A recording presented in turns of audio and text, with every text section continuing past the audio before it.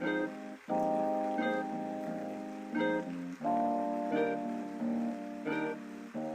going on, guys? Welcome back to the channel. We are doing a maintenance service on the 2016 Volvo XC90. This is a T6 motor, so it's a supercharged and turbocharged engine. This is an all-wheel drive vehicle. It's got about 60,000 miles on it. It's new to us, so we're going to go through and do the routine maintenance on it so that we can feel confident using the car moving forward. We're going to do an engine flush by Liqui Moly. We're going to do their Ceratec, which is like a ceramic coating the inside of your motor, and it protects all of the moving parts and the engine components, and it coats them and protects them, reducing any type of premature engine wear. They use this stuff in race cars. They've proven that this has made an improvement, especially in the fuel consumption as well. We're going to do new spark plugs because I don't know if they've been done, and the car's got 60,000 miles on it. Replace the air filter. We're going to do a cabin air filter so that we can freshen up the air that's recycling through the inside of the car. We've already done a detail on the car. We're going to still try to do some type of a paint protection on the outside of the vehicle. Once we get all of our chemicals put together, we're going to do a wet sand and buff on this car, and then we'll get a ceramic coat put on it. But for now, we want to get the mechanical functions of the vehicle protected and covered. So that's what we're going to do in this video, and we'll show you guys how easy some of this stuff is as we move forward. Okay, we're going to use the Proline Liqui Moly engine flush. You put this full container into the engine. They say you're supposed to have a minimum oil filling of 3 liters, 3 quarts. So right now the engine has, I think, like 6.5 quarts is what it takes, or 6.8 quarts of engine oil. So I'm going to add the engine flush. You're supposed to let the engine idle for about 10 minutes, and this cleans all of the carbon deposits, tar, contaminants that are in the engine, and then we're going to drain the fluid, drain the oil out, and this flushes and cleans the inside of the motor. So we're going to add these contents to the engine oil, and we're going to let the car idle. Since we are going to be changing the spark plugs and the air filter and stuff like that, I'm going to pull the engine cover off. So I loosened all these up just with the Torx. There's just 4 screws, and then you can just pull it right off, expose the motor. So we cleaned off the car and pressure washed it. You pull this cover off, and then you expose that there's a lot of road grime and dirt and sand and dust. So when you're cleaning your or when you're doing any type of work in your engine bay, take an air hose and blow off any of this stuff that could potentially fall into the motor when you are going to be working on like the spark plugs and replacing the coil packs. So we're going to just pop this cap off and go ahead and add our engine flush.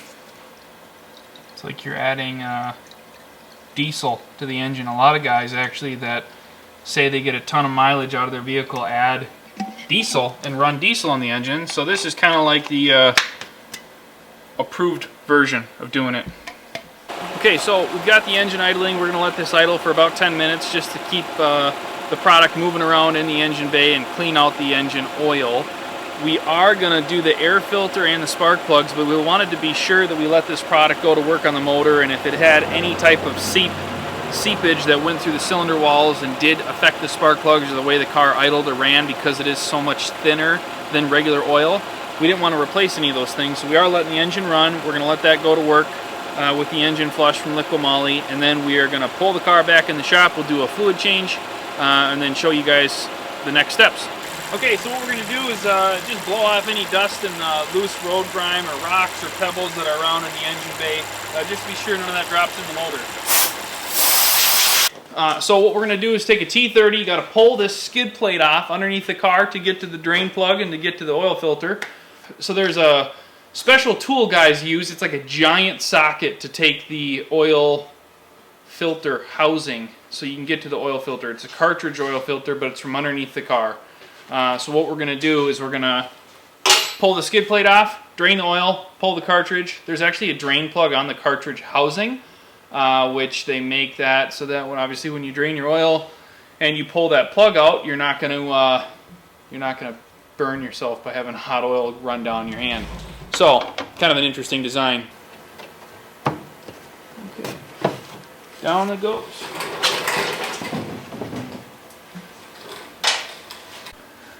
So this is a 17 millimeter bolt on the drain plug. Okay.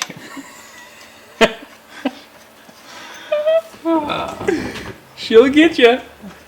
Now we do have a a new O-ring and a new bolt for this.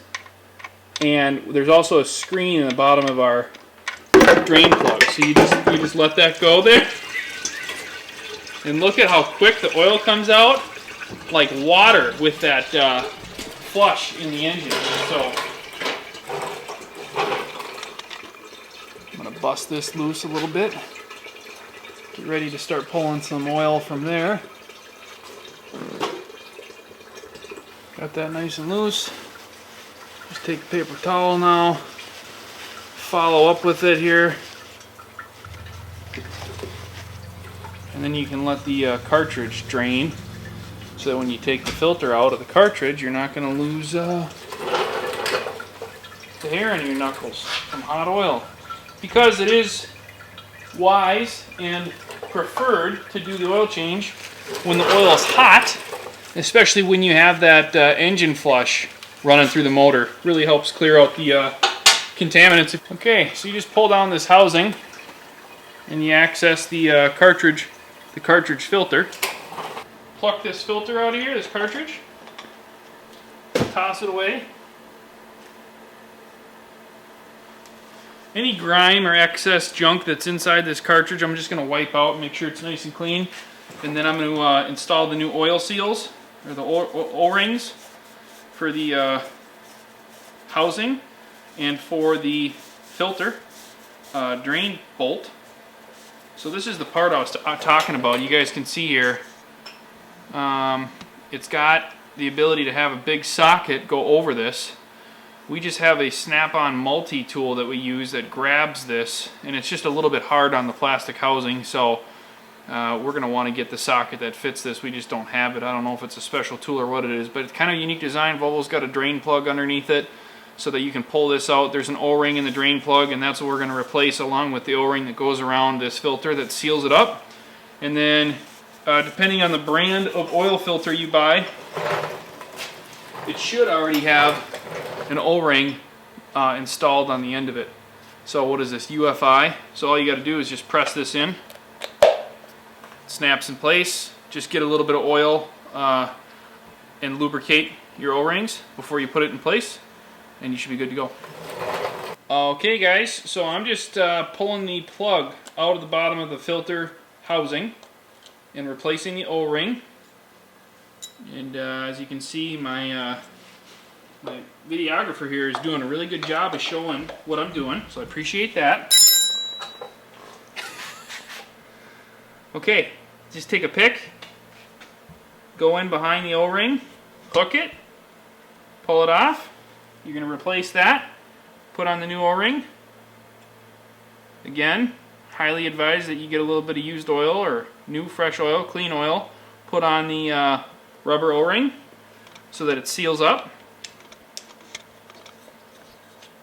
And this obviously could be a very dangerous oil leak, so you want to make sure you get these put in place properly.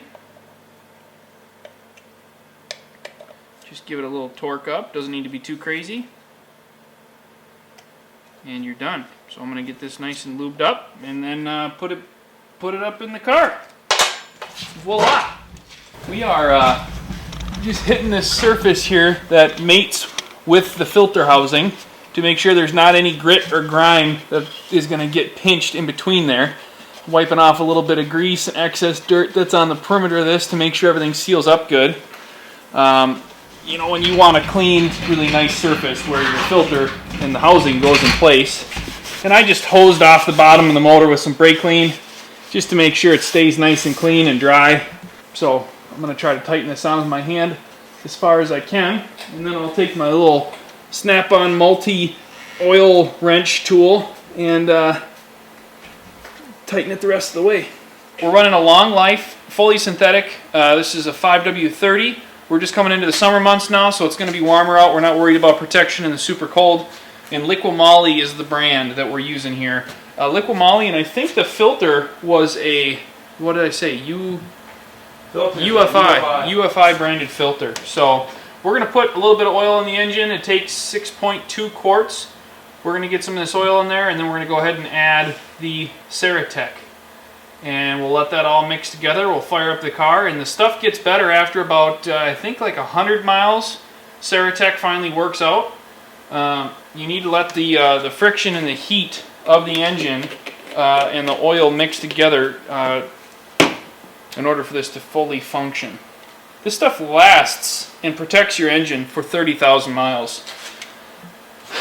I don't think it's an extremely necessity product to use. It's kind of like adding Lucas engine oil additive into your clapped out tractor, but I don't know. We'll see. We'll see if we can feel a difference. Okay, so we're going to put a couple more quarts in. They want you to have 3.16 US quarts for optimum product protection and performance. Add directly to your motor or transmission. I haven't used this in a transmission before, but that could be something that's worth trying in the future. Another kind of interesting thing about this engine, you have to go into the car status messages and updates in your screen inside the car to see your oil capacity. This doesn't have a dipstick. Okay, we're going to shake this up good first.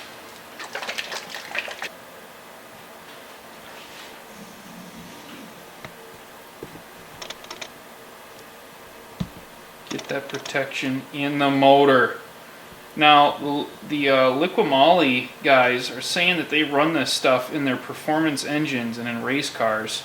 We've got some vehicles that we'd love to try this stuff in and see if we can get better protection and performance out of it. So far, I love the product. I love the brand. The line is really cool. I kind of describe it like you're getting, it's like you're doing ceramic coat in the inside of your motor. We got to protect the paint. Well, you want to protect your components on the inside of the car too. Okay, so it's an 8mm. Pull the bolt. You have to pull the top of the spark plug coil pack. You got to pull the coil pack off to get to the spark plugs. We're replacing the spark plugs. Just routine maintenance stuff. So we're going to yank this out. Gotta be cautious of the wires. You don't want to yank on the coil pack wires. There's your coil pack. Set that to the side. We're going to grab a spark plug socket, yank the spark plug. The car's got 60,000 miles on it. I'm assuming this has never been done.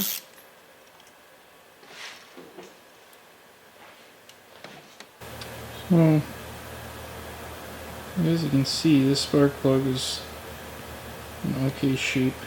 Gapping looks good. Real efficient spark plug. So,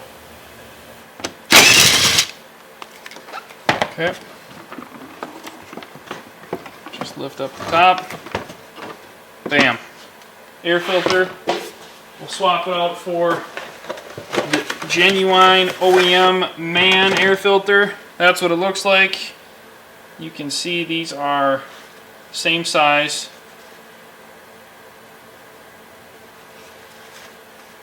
This one is a little dirty, not terrible. We'll replace it anyway, we're already in here. Go ahead, slip this in here. Pretty simple job. Boom. Motor's running on clean air. There we go. You pull this plastic shroud out, there's a couple clips in place. You pull that down, set that to the side. There is 2 twist clips underneath here. You just twist them. You hear a little snap. One more. And pull down on that plastic shroud that's been disconnected. This clip just goes underneath. There's 2 of those circle clips. You twist them to the side, and then you move this over, and then you can pull your cabin air filter out. We're just going to wiggle this out of here.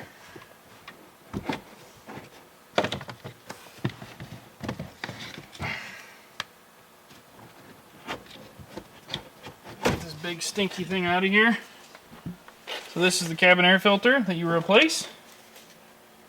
This may not have been put in the proper way, I'm not 100% sure. But they make it pretty easy for you to figure out. We'll pull this filter out. I believe this is a charcoal cabin air filter, and this is from Corteco. So they say airflow, which direction they want the airflow to go. So if you look at this, this one is 100 times heavier. So there just must be some just junk held up inside this thing. We're going to go ahead and get this installed. I'm going to put my body right in front of the camera. It's going to be kind of hard to show you guys this, but it just goes right up in place. So you just take this shroud that holds everything nice and tight in place. Get it pressed up in the one side, you hear a snap. And the other side. And you get your clip that you took off originally. Done deal. And